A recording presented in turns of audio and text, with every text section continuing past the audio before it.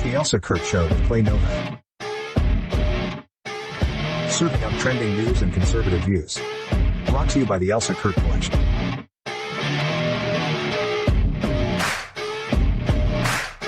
And Refuge Medical. And now, it's time for the show.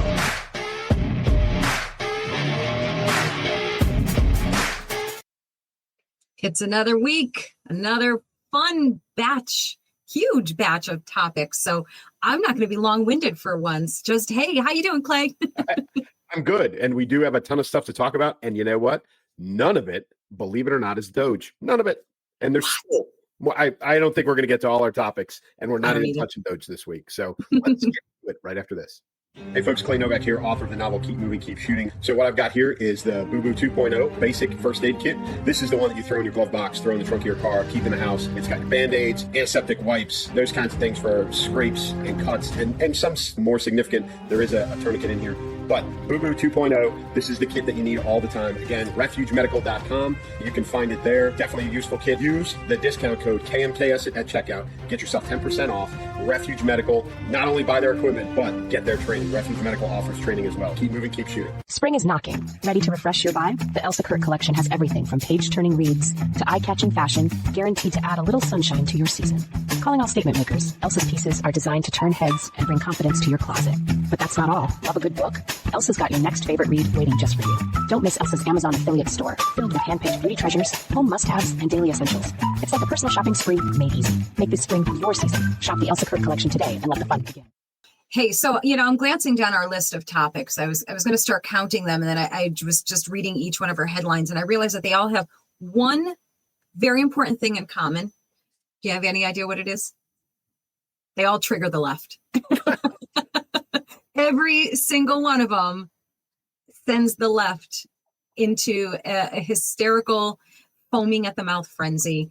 Not that, everything sets them off, right? I mean, everything does. It does. And that's kind of the world we're living in right now. And, that's where, because that's what the media is doing. I mean, we've been over this a million times, everything is how and we're going to talk some mainstream media kind of stuff in the show, but it's the dog whistle. Whatever the mainstream media is upset about is what gets covered. And that's what sets people into a frenzy. Right. And of course, it always starts with that guy's name, President Trump. And I love, I make a point, I know over the years we simplify and we just say Trump. Trump this, Trump that. I especially love these days since January 20th. I love emphasizing President Trump because I see him twitch, every time I see the eye go. So I when I write in my blogs, I'm very traditionally, I will make sure no matter who it is, whether I like him or not, honor the office, honor the title. That trend started with President Bush. Second President Bush. And it was post 9/11 as the war started to turn, people weren't necessarily in support of Iraq. It wasn't Afghanistan, it was Iraq. Right. And it was notably ABC and George Snuffleupagus who started calling him Bush. Interesting. Or W instead of President Bush. That's where it all started, and that's where it started to go downhill. Before that, if you go back and watch any old school media, it was very respectful of the office, whether they agreed or not. But it was post 9/11 and early days of Iraq when ABC started to turn, with their primary, Democrat agent of George Snuffleupagus. Snuffleupagus. I love that. It makes me laugh every time. Oh, okay. So Trump had some big meetings. I mean, when does he not have big meetings? But of course, with little teeny tiny Macron, and of course with Putin too. And big meetings, those were big. Macron came to him, so that was, it's not a surprise, but that was came to him. a last week, I think it's Friday or Saturday. Yeah, he just called him and said, "Hey, I need you to come to Washington." And Macron picked up and came because that's what happens now. Yeah, they respond, and so he came to talk about Europe and Russia, Ukraine, and I'm not saying that Macron speaks for all of Europe, the EU, but there's been a flip in Germany. They had their elections last week and they went conservative. and so I think Macron is probably the loudest and longest standing voice to come and speak to President Trump. They did their little handshake thing, where they their little game. Yep. Which is always entertaining. But that also, and you were talking about this earlier, the media, did you see what they keyed in on from that? I didn't. I missed it. What did they key in on? So President Trump, and this is the second time that they've brought this up. I just saw this today. So he has a bruise on the back of his right hand. And everybody was like, oh, his health and so he said it then. And I think the last time they talked about this was a few months ago. It was during the campaign. And then they said it again. It's from shaking hands, because he shakes hands with hundreds of people every single day. And it's always it's the handshake, but the grip, it's the shake and the double-handed handshake. Yeah. And it bruises the back of his hand. But that's what the media keyed in on. They keyed in on. Not that he's, negotiating peace around the world. Yes. Never mind that. Don't worry about that.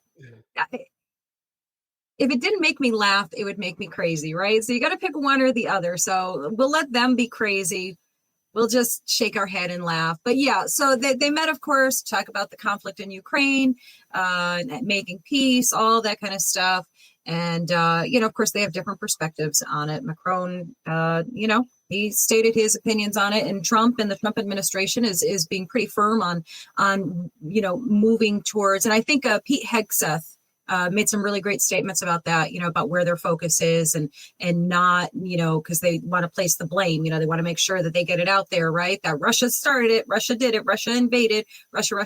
And I think it was Hegseth who basically said, listen, we're not going to go there. We're working on peace. We're working on resolution, not creating more conflict, and playing that game, doing that tit for tat and back and forth is not going to bring anybody closer to some peaceful resolution here. So, talk about being diplomatic and working with these other countries. But of course, if you're on the left, that's bad.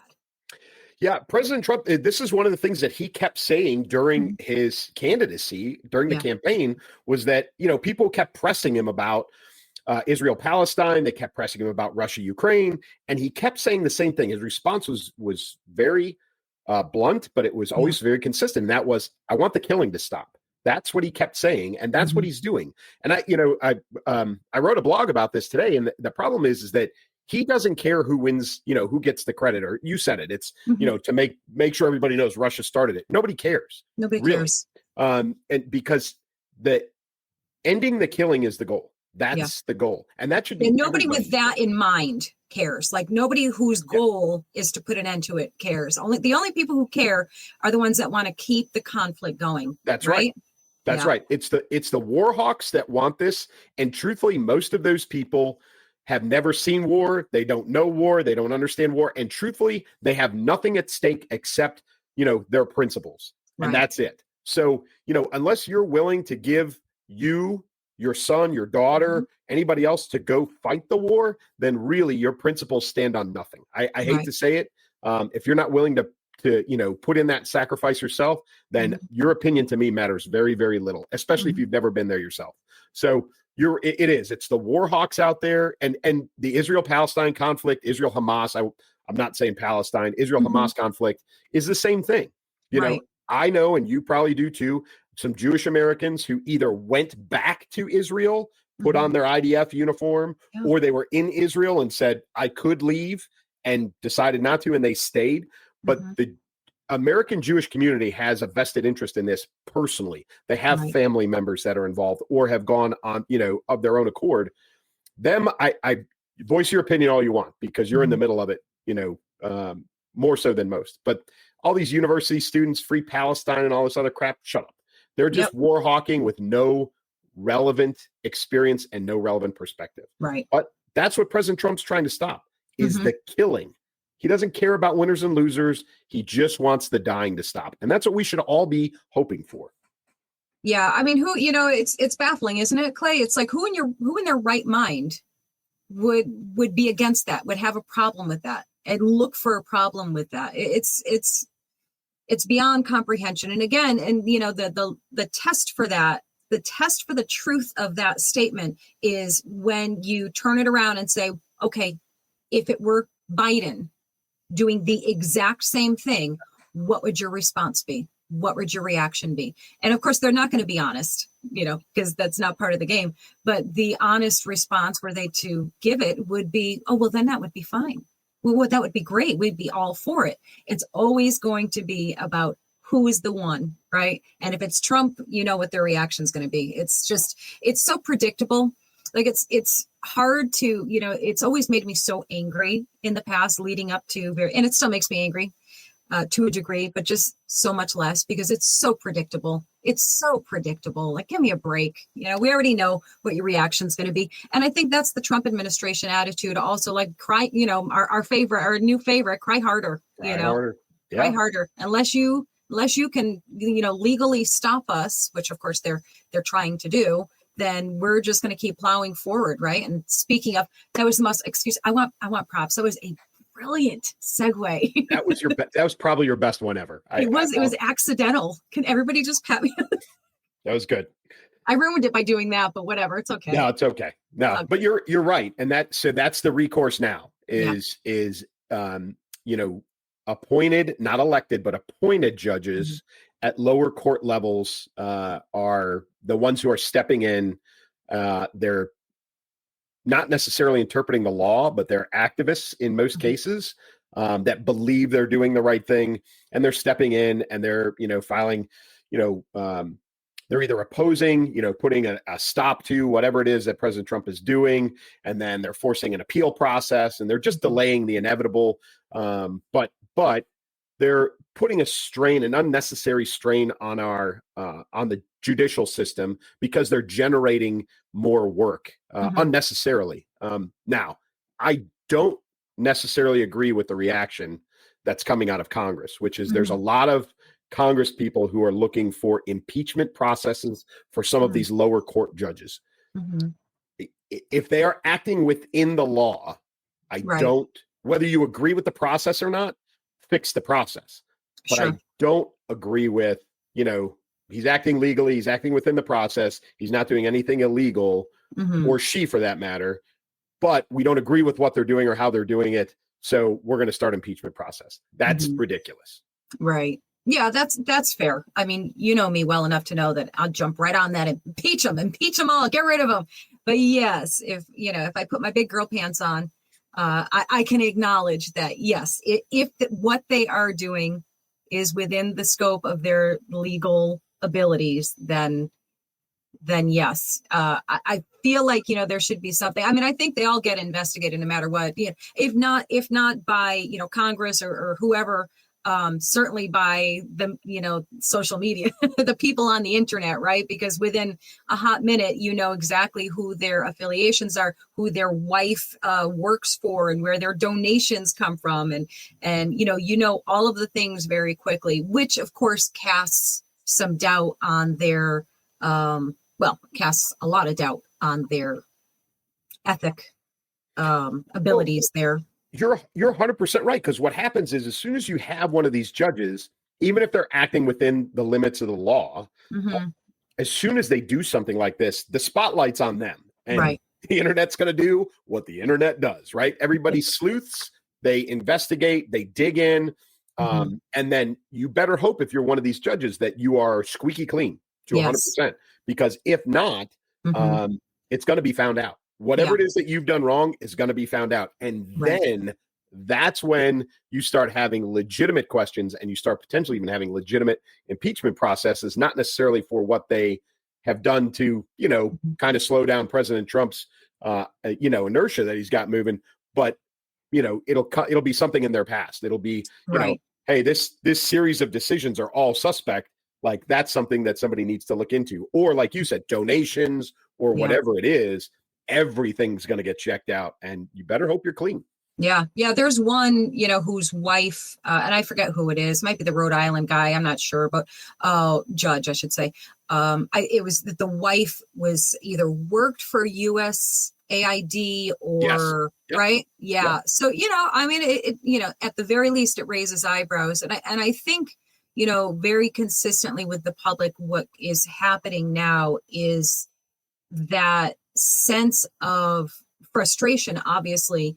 But almost you kind of get to this point, and I see this on social media, particularly on X, like this, almost like apathy starts to set in. They're like, yeah, whatever. Yeah, we know, but nothing ever happens, and I find it interesting how quickly people can turn. And we know this well, of course, that they turn on a dime. But even people within the Republican Party or conservatives, however you want to label yourself, I see it on X. It's like people who have been highly, highly supportive, like have the word MAGA in their username or in their name, and who are now, making like little swipes and stuff like, well, this isn't happening fast enough. Thought you said you're going to do this, but dude, he's been in for like 5 weeks. You were just like 3 posts ago talking about how much they've accomplished in short order, and they're getting mad. I see people getting all ticked off that, Pam Bondi and Kristi Noem and Hegseth and, all of them are getting a lot of airtime on lots of different media programs. They're on Fox doing a sit down, they're on this one doing a sit down, and people are like, well, you should be doing your job and not doing all these interviews. It's not a popularity tour or whatever, whatever they're calling. It's like, how do you want them to get this information to us? How much do you want Caroline Levitt to do? Like, do you want her just to stand behind the podium 24 hours a day and tell you everything? I mean, what do you want, people? Just calm down. That's interesting. So we're all a product of our environment, and going back to, Headline News is the one who really, really, kind of turned the table on this. They were the one that was the 24-hour news source, right? And it was in, 30-minute bites or 10-minute bites. They were the one who really, I hate to say, crushed the American attention span, but that's all where it started. So you had CNN, which was 24-hour news, and then they brought in Headline News, and it was, was the cycle, and it was the ticker at the bottom. And you had, you actually, at one point, I think they had a news ticker, a sports ticker, and a financial ticker all running at the same time. But, people, that's what they expect now. Everybody expects 24-hour news. They expect, do you think that there will come a day where we will have like 2 or 3 press secretaries that run shifts? You know what I mean? Like 3 press briefings a day. Yeah. Yeah. I tell you, it wouldn't surprise me in the least. It wouldn't surprise me because, people, I mean, everything you just said, I don't even have to reiterate everything you just said. Everything you just said is so accurate and such a great depiction of where we're at, where our brains are at, that short attention span, that need for constant, it's like that dopamine hit. Of news, negative news, whatever the news is, mostly negative, combative stuff, it's the dopamine hit that people get from that over and over again. And of course they know that, they've studied this, and this is why you have 24-hour news. And it's really just a repeat of the same things over and over and over again. There's nothing dramatically new. It's just the constant repeat, but people get that in their brains, and they can't function without, I don't know, knowing what President Trump had for lunch today. It's like crazy, crazy, crazy, and very, very mentally unhealthy for everyone. And I know a few people who have that running in the background of their lives constantly. Like the news is always on, always on. It's like, dude, go outside, touch grass. And listen, you and I do this once a week. I know you do prep. I know I do prep. I blog a couple times a week. You're constantly doing political commentary stuff, right? This is what you and I do. Yeah. And this is not my life. Right. Like, you have to take a break from this stuff for your own mental well-being. But the networks, I'm going to best you on your transition. The networks are reacting to ratings. And when the ratings suck, there are repercussions, right? Yes. So Joy Reid, for those of you that aren't tracking, and I think everybody's tracking, Joy Reid got fired from MSNBC because why? Her ratings suck. And why do her ratings suck? Because all she does is bash President Trump and the Republican conservative side of things, which crushed the election. Like, if you don't change your programming, no one's gonna watch it. And she didn't. And now she's out of a job. Out of a job. And what does she do? She cries about it. I'm sorry. That what I was doing had value. Had value. If if it had value, people would watch it. Right. And people are not watching it. Did you see Rachel Maddow? Yes. So yes. she On the same, I don't, just in case somebody doesn't know, on the same network. Same network. Yep. And she came out in support of her friend Joy. She did. Yeah. Mm-hmm. She came out and she, basically told MSNBC that they were making a huge mistake, that she respected nobody more and, cared about nobody more in the business than Joy Reid. And, she said the same thing, of value. Like Joy Reid was of value. She also, played the guilty white person race card and said, the fact that they kept her and Jen Psaki as the only, two people, two hosts, on a solo show, and they both happen to be white, was a mistake. Whatever. The news networks are figuring out again that this is a business. And if the ratings don't support it, you're done. Listen, I've said this before. Gutfeld to me is not a great show. People love it. It's the highest rated show. It beats all the nightly entertainment post news, shows, all it's number one in the ratings and it stays on. Yeah. I tell you what, I'm gonna tell you and everyone watching and listening something that might be shocking. I've never watched a single one of these shows. I have never watched, I can't even name for you one news show that I have watched for more than a clip. A necessary clip. And it kind of goes back to what we were saying before about, this is what we do for a living. This is our job. This is what we do. But we also have a life. And I don't want to be sucked into the vortex of this negativity. Like I was telling you, the person that I know that watches it has it in the background 24/7. I'm not that person. I take as much, I consume as much as I need to be able to talk about the things that I need to talk about and know the things that I need to know. And that's it. I couldn't, I go on X and all of these, people who are apparently a big deal in our field. I don't know who they are. No idea. No clue whatsoever. And I make no apologies for it. I am actually gleefully saying that because it's, I live a very peaceful, happy life and I'm not going to trade that for anything, Yeah. I do a little more interacting than you do. I know that you on your social media is your interaction is pretty low, and good for you for controlling that. I do, interact with folks, when I blog and I get some negative reactions and some of them are pretty visceral and okay. And I'll interact. I'll do a little bit of back and forth, but when I'm done with you, I just stop. Yeah. And I stop, and I've had people come back and be like, oh, you don't have anything else to say. Oh, clearly, I'm right. No, it's because I'm tired of listening to you. I'm just done with you. Yeah. I just actually have a life and you don't matter. You are not as relevant to me as you think you are. Yeah. Yeah. I'm not sitting here entertaining discussions with, 600 or 700 people at a time. Like I'm out, like I got to take the trash out. I got to go like I have a life. Yeah. I've had people get, make kind of angry comments like, oh, she doesn't talk to anybody. She doesn't respond to any comments, which I do actually. I respond to, anywhere from 10 to 20 comments. I mean, that's like, I don't know if I had to give an average, that would be my average per post. That's what I aim for. I try to engage. There are definitely posts where I don't, but I don't know what to tell you. I have, I have like 5 platforms that I post to daily, multiple times a day. And they have, and I'm so blessed and humbled and grateful that they have high engagement and people are commenting and arguing with each other in there and all of that.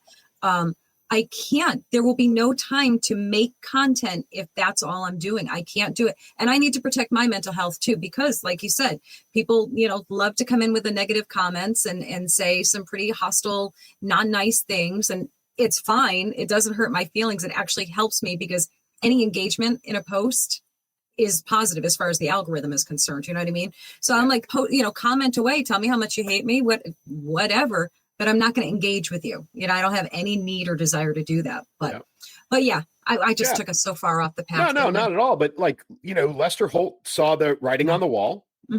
He knew because of who he is. And he's a Chicago guy. I mean, I grew up with Lester Holt on the news. And he has walked away from NBC, resigned. Because he knew that he can't and won't change, his approach to things.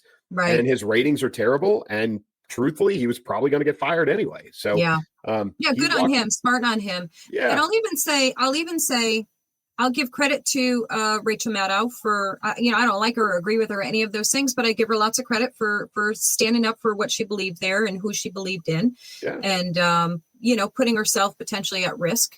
I give her credit for that. Especially if you look. So, I think it was about 5 years ago, she signed that massive contract. Maybe it wasn't even that long ago. And then she was on for about a year, and then she took like a whole year hiatus, which was in her contract. And they had all these guest hosts, which didn't work out well. And now her show is down to 1 day a week. She was a 5 day a week show. She's down to 1 day a week. And so truthfully, she's not safe either. Right. No, I don't think she is at all. And maybe she knows that too and didn't care. So she's like, I know I'm next on the chopping block. So what do I care? Yeah. There's a lot of that going around over there. And again, their ratings are abysmal, and it's a business. So if you don't get on board and you don't make yourself palatable, you don't even have to have an appeal. But if you're not even palatable by 60% of the viewing audience, you're done. Like, there's too much out there.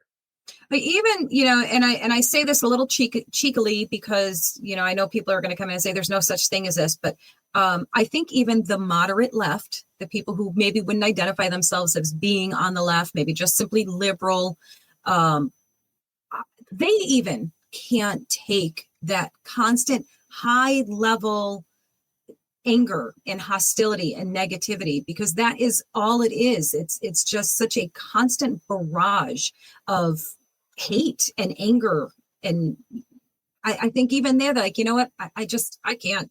I got to go touch grass, Yeah, and so you can see it in the reaction to politicians, and we'll do another transition, right?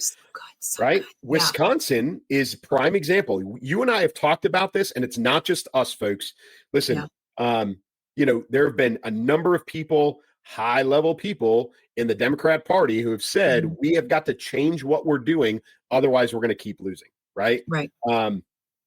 But they don't. And so you've got like a prime example, the governor of Wisconsin has decided that they're going to remove the word mother from all legal documentation within the state. And what is it? Inseminated person? Yes, exactly. Yeah, I got a graphic. I think we can keep talking while we got the graphic up here. So these are the proposed word changes, name changes. What we have there, of course, the inseminated person instead of mother. That would make a really cute Mother's Day card, right? Happy Inseminated Person's Day, inseminated person. Thanks for getting inseminated. I mean, Hallmark is jumping on that. They are. They have to. But so again, trying to erase any bit of common sense or tradition or any sense of normalcy, and then to double down. I mean, I think he, kind of doubled down on it. Like, well, no, this is, this is the way we're going. This is what we're doing. And of course, there's quite a few other liberal states, liberal governors that are doing the same type of doubling down on all of this stuff. And it's like, good. Do it. So, awesome. So Gretchen Whitmer is one. So that just, if you saw it or not. So, the Supreme Court, of the United States, the SCOTUS has said, gay marriage is legal, blah, blah, blah. Right. We're not going to stand in the way of, gay couples and their pursuit of happiness. Okay, fine. Right now, the state of Michigan and their legislature are forwarding a bill where they say in the state of Michigan, no, right? Wow. Okay, so the voters, right? This is the voters are saying this, and they're expecting the bill to pass, and the governor, Gretchen Whitmer, has said absolutely not. I don't care what the voters say. Wow. And I'm trying to figure out when, somewhere along the way, our elected officials are now ignoring the will of the people. The will of the people that put them in office. Like, it's just they don't get wild. It. They don't care, and they don't care. They don't care. They're just throwing it right out there in the open. They want to be, mini dictators in their states, and I don't blame them, because they've gotten away with that for a while. They've gotten away with it. So now they actually believe. I think they sincerely believe that this is what they're entitled to do. And, it is the responsibility of the voters to make their voices heard and say no. And, people, the left gets all up in arms about all of this stuff. But, really, this is what you want. You want your states, meaning the people, to have the control of what happens in their state. That is the way it is intended. Yeah. It was intended to be. So whatever it is that you want, whether it's gay marriage or the right to marry gay, I don't know, whatever, gay marriage, or whatever the case is, abortion, whatever the case is, whatever your opinion or feeling is, go make it known by your vote. I mean, that's the way it goes. And then, of course, people like Gretchen need to be just kicked out of there. I was going to swear. Yeah. Listen, veto power, I get. Okay, the president's got veto power. Governors have veto power, right? And that's all part of checks and balances within the system. And okay, fine. But when you've got a governor who has made it very clear that no matter what, right? Because in the checks and balances, you have a veto, you have a way to override a veto. Right. She's made it pretty clear that even if she vetoes and then her veto is overridden, she's going to do nothing. She's going to oppose this in every way possible, probably up to and including obstructing the law because of her personal beliefs versus what the state, citizenry, is asking for. So right. I don't get this. I think we've lost, like you said, there's a sense of entitlement for a lot of these folks. We're seeing it in judges. Right. There's appointed judges we talked about earlier, the sense of like, well, I can do this. I can, it doesn't matter what is good for the country, or it doesn't matter what, the constituency says. I'm going to do what I believe is right. And we saw that through COVID. The governors who had, the best interest of their people at heart. Kristi Noem is a prime example. They shut down nothing in South Dakota, literally not a thing. And then you have the opposite, and you have New York, right? And we've got there is a whole bunch of dead people based on bad decisions by governors, right? Yes. And California, right? We have bad decisions by that governor on a daily basis. But they've lost the bubble on who they work for. Yes, that is the problem. Yeah, and and what it'll come down to, I guess, really is shame on the voters, shame on the people if you don't make a big stink about this and get them out. I mean, to me, it's criminal. I don't know if I'm right or not. If it's criminal, it certainly sounds criminal to me. You're essentially ignoring the process of what we're founded on. But yeah, there's a bit of a loss of decorum by our elected officials. Another transition. So Dan Crenshaw just the other day got caught on a hot mic, and he can defend this all he wants, but he's one of three recently that have lost decorum. He was a hot mic, so he wasn't necessarily publicly, but he threatened to kill Tucker Carlson. Yes. In a response to a question in an interview. Right. We've got it. We can play it. Play it. Have you ever met Tucker? We've talked a lot. I haven't met him up on the telephone. He's the worst person. Have you ever met Tucker? We've talked a lot. I haven't met him up on the telephone. So I did purposely play it twice. So his part is very quiet because he's not mic'd at the moment. Yeah. But I've watched it multiple times. And, I of course, there's people say, oh, it's AI. It's AI. Not everything is AI. Everybody calm down. It's not. With the AI. No, I mean, that, it sounded pretty clear. And then he kind of goes a little further with it, saying he's the worst person in the world. And then Tucker, you got to love Tucker, whether you like Tucker or not. I like his I like his response. He was like, hey, you want my address? Here's my address. Come on over. Yeah, I love that. It's a bad teenage movie. It's the bully, football player kind of guy, picking on the smart kid for telling the truth. Right. And that's really what it boils down to. Listen, Crenshaw's a rhino, straight up. And he's really shown his colors in the last 9 months. Yeah, he has. And he's got a history of losing his cool. saying crazy, aggressive stuff. I mean, he does not have good self-control. That's probably the nicest thing I can come up with to say about him right now. And he does, he uses his past service, right? I know, listen, everybody knows he was a Navy SEAL. Everybody knows he lost his eye in combat. That doesn't give him an excuse to act like an asshole. No. Sorry. No, it doesn't.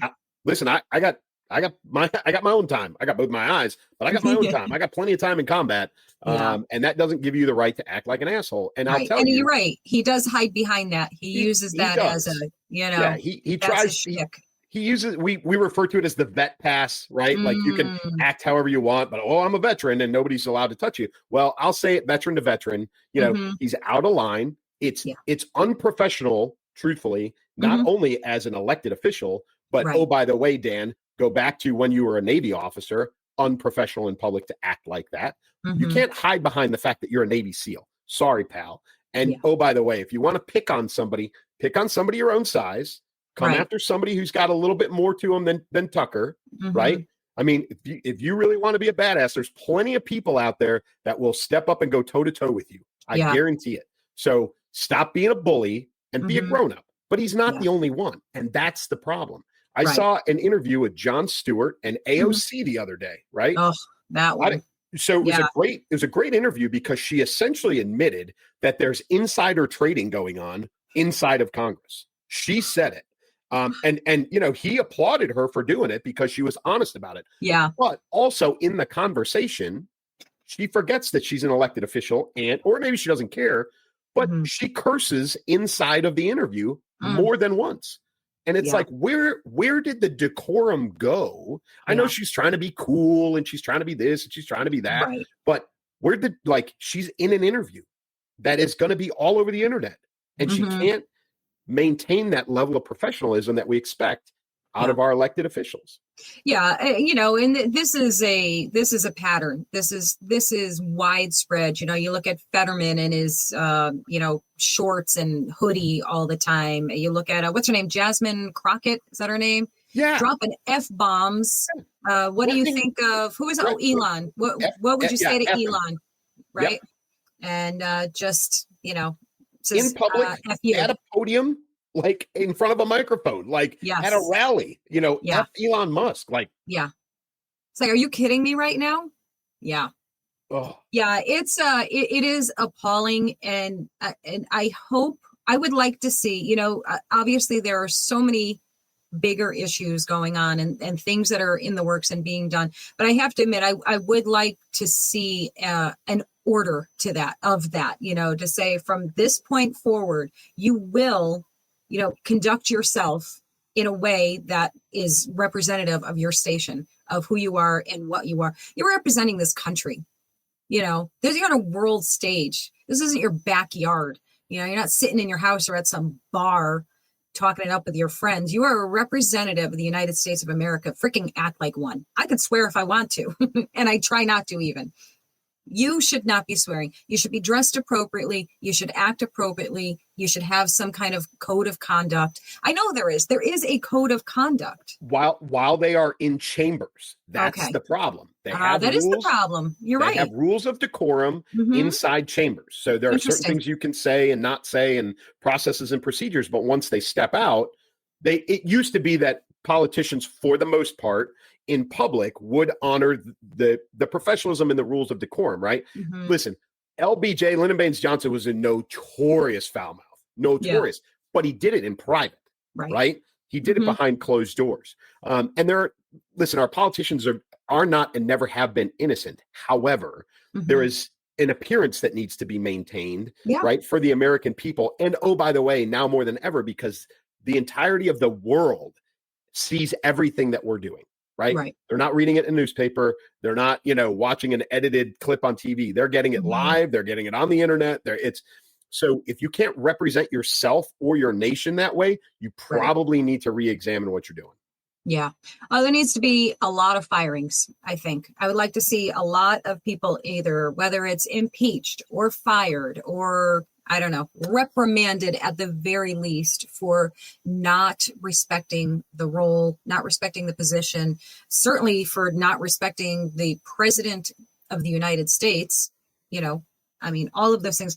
We just want to see, I think, you know, I don't try and speak for other people often, but I think I can when I say we just want to see that accountability. We just want to see, you know, the simple common sense, respectability, all of those natural, normal things that we shouldn't even have to be mentioning because they're so matter of course, but yet here we are. And I think we all want to see that. You know? I think my opinion is that the party leadership should be the ones taking the lead on this. Speaker Johnson should be calling Dan Crenshaw into his office today. Come on in, close the door, right? And then read him the riot act. Right. Period. Yeah. And that should be the end of it. Like Crenshaw should be on his best behavior for the rest of the time he's in office, which I have a sinking feeling is not going to be that long. I don't think so. So, by the way, I find that whole Crenshaw thing disappointing. I initially in the beginning, I really liked him. I liked him so much. I thought he was going to be a really big deal, you know, for the party and for the country, really. And wow, was I wrong? It's a shame. What a shame. So, yeah, I would hope that those level of party leaders would be, but they won't. I don't know if Johnson will or not, but I know that nobody on the Democratic side is going to call AOC in and go, hey, clean up your mouth, because she's going to tell them no, and she's going to do whatever she wants. So if there aren't any repercussions, then it doesn't really matter. Right. Well, you know, you've got, we're talking about a country where you have federal workers who are mad and refusing to tell essentially their boss, which is the president, 5 things that they did at work today. Like, you can't even get federal workers to do that willingly. So forget trying to get any of the higher up ones to do anything that they're supposed to do. Yeah, we weren't going to talk about Doge, but there's a pretty visceral response to that whole thing. That I wrote a blog on it on Monday, and you know, DOD's response, Secretary Exit was like, "Listen, we're not doing that." And the reason he said that is because DOD does it anyway. Like every unit and every sub-organization underneath Department of Defense sends up a weekly sit rep, a situation report. They send it up every week, and it's built from the bottom all the way up, and it goes into the people that it needs to go into. So he just looked at it and he said, we're not doing that. There's a couple of other departments within the government that said the same thing. We're not doing that. We don't work for OPM, and Elon has no influence over what we're doing. We're not doing that. And okay, fine. If you're already doing something like that, if you're doing it, if you're doing what you're supposed to be doing, then it's all good. But there's so many people that have, just overreacted to this thing. The blog I wrote about was like, this is like, Office Space than the TPS report. It's the same reaction, and it's crazy. If you can't take, and Elon said it himself, 5 minutes, 5 bullets. That's it. That's all it takes. And the smart person will figure out, especially if they have a repetitive job, they will write the same 5 things down, and they will submit the same 5 things every week. Right. That's all. It's not that hard. It's not that hard, people. Unless, of course, you are the Postmaster General. Ooh, that guy. Oh my goodness. So this is all right. So it's part comical. I couldn't help but laugh. I made a skit about it because it just the lunacy of it. So let's just show this. Let's just show our Postmaster General. So here's first just I think this is the picture. Let's see. So here he is covering his ears because he does not want to hear the questioning. And here's what happened. You were graded by the United States people, and they don't use your service anymore. You bankrupt. That is not true. You bankrupt this through your reputation only. Through your reputation, you are responsible for the fall of the Postal Service and the lack of accountability. Congress is responsible for the fall of the Postal Service. So it's Congress. I am trying to fix on your the Postal watch Service. With all the AI. Before my watch, the same stuff happened. With all the AI, with all the computer systems, you're worse than if I took a horse and picked up the mail and delivered it 2 miles down the road. So so there's that. So now, mind you, this guy's been on the job for quite a while. So he's saying he's trying to fix it. He's been there. He's been trying to fix it. Well, last year they reported $9.5 billion with a B dollars in net losses for 2024. So that includes pension contributions for its retirees and workers' compensation claims for employees injured on the job. You've got an 80% decrease in volume of outgoing mail, but he added 190,000 employees. Make it make sense, right? Yeah. Make it make sense. So it's, everybody knows with email, right? Email covers that. That's where the 80% decrease in outgoing mail comes from. Email, electronic bill pay, technology is doing the work of the Postal Service, right? The problem is that we are reaching that point of the peak of employment, which was in the 70s and into the 80s, right, of the Postal Service. And now those folks who were hired back then, for those that don't know, if you work at the Postal Service, there is no use or lose vacation or sick time. So if you don't use your vacation, it continues to accrue for your entire career. I know of multiple people personally who worked 35, 40 years at the post office, said, I'm retiring, and they had 12 or 13 months of paid vacation or sick time that they just didn't work. They took it all at the end. They stayed fully paid for 12 to 13 months before they took their pension. So somebody's got to do that job, right? Right. And so, now you've got, and I don't know what the percentage is, but any good organization has an overage to cover for vacations, to cover for sick, to cover for, right? So say it's a 10%. Now you're incurring that load of personnel for a year. Like, and this is not uncommon, folks. Yeah. So, any business that loses $9.5 billion in a year is out of business. Yeah. Out of business. You're done. You're done. And you're out of a job if you're the guy or woman who's supposed to be in charge of making that operation run efficiently and well. I mean, this is, probably one of the greatest examples of horrific, unchecked mismanagement. Poor management, zero management. And then, the arrogance and the audacity to cover your ears. Because are you kidding me? What a child. Jeez, right? I mean, that was actually kind of shocking. Like, I can't believe that I am witnessing a grown man covering his ears because he doesn't want to hear. It's just crazy to me. Again, you see, this is why I find things to laugh about, because if I don't laugh, it's going to make me crazy, Clay. Yeah. And you said it, it's horrible management. It's the worst kind of leadership. Yeah. But at the same time, these are the things that the general public doesn't know about. Right. And they look at, and when they find out, they're appalled. But at the same time, you are going to have, because they're going to start closing down things in the post office.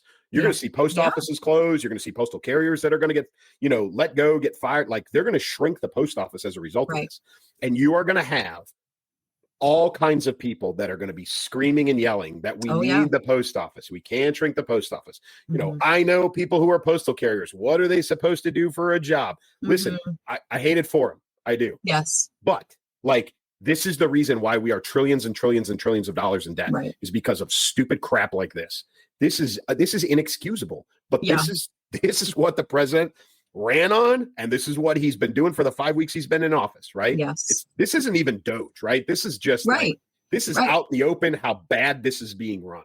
Yeah, this is a matter of, like you said, President Trump doing exactly what he said he was going to do. He's going to root out all of the, misappropriations, the misuse, the fraud, the, wasteful spending, all of the things to make America great again.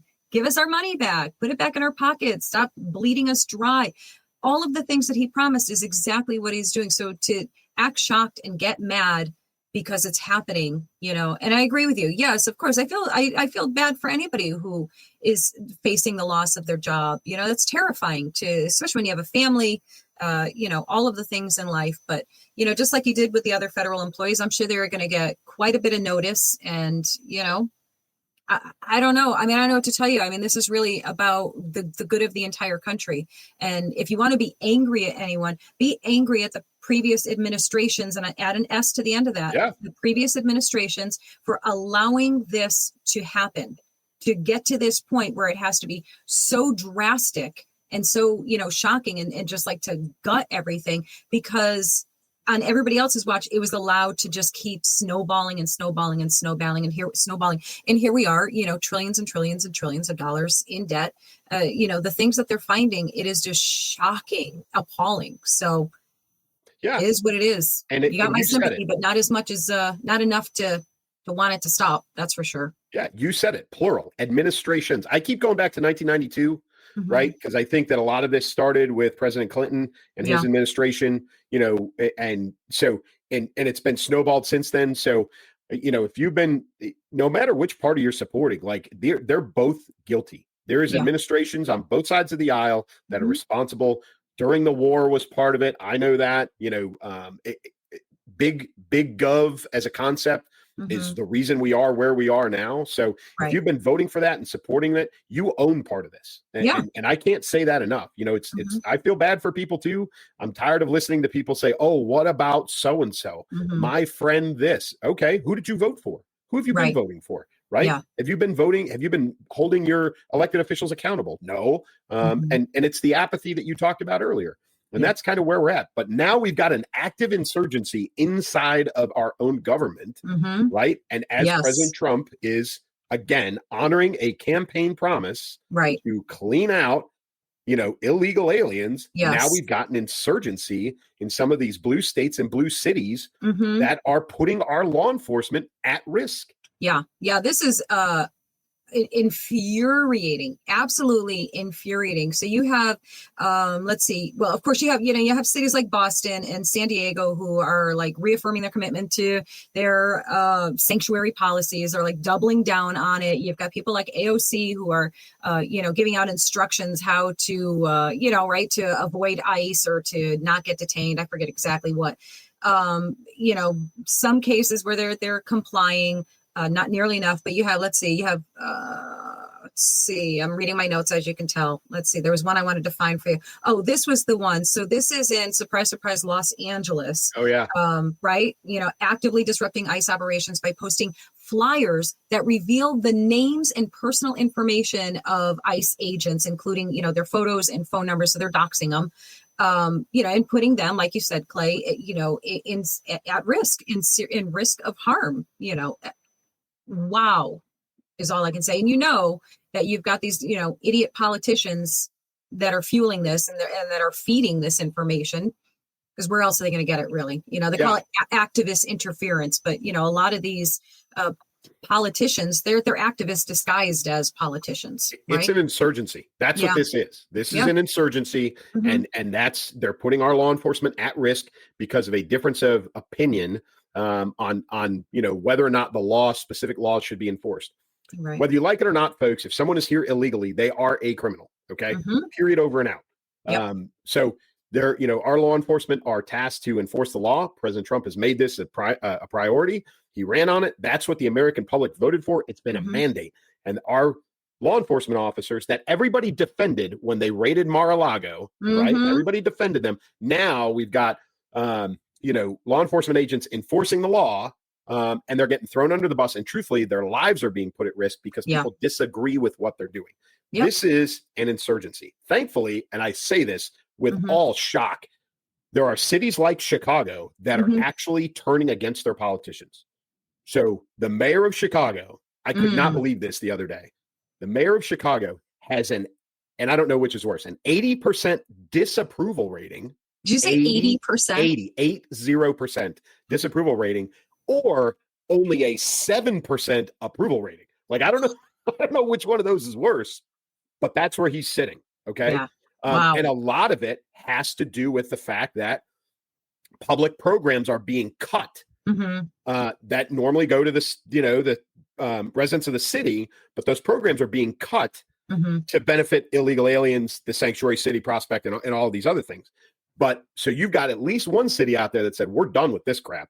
And they're turning against it. So kudos to Chicago and the residents there for turning against the mayor, who is a piece of trash. He's got a lot of problems, but this is one of the big issues. But everywhere else, you said it, Los Angeles, San Diego, Boston, that lady's a lunatic. Lunatic. Yeah. Yes. It's all bad. And Maine, different set of circumstances, different case, but just another example of these, Democrat politicians believing that they don't have to follow the laws. Like, Exactly. Crazy, and they don't have to follow what their voters are telling them to do. Right. And they're comeuppance. That's Yeah, right. Yeah. will come. It will come. It will happen. Boy, that was a hard one for me to say. Yeah. Holy cow! It's wild. It's wild, and I think again, having the nerve to speak for more people. We expect to see some consequences for this. There has to be consequence for this. This isn't, witch hunt. This isn't retribution for what Trump. This is just common sense. If you're breaking the law, if you're, ignoring the laws of the land, if you're ignoring your voters, what they are telling you to do, you're out. You're gone. So, you know.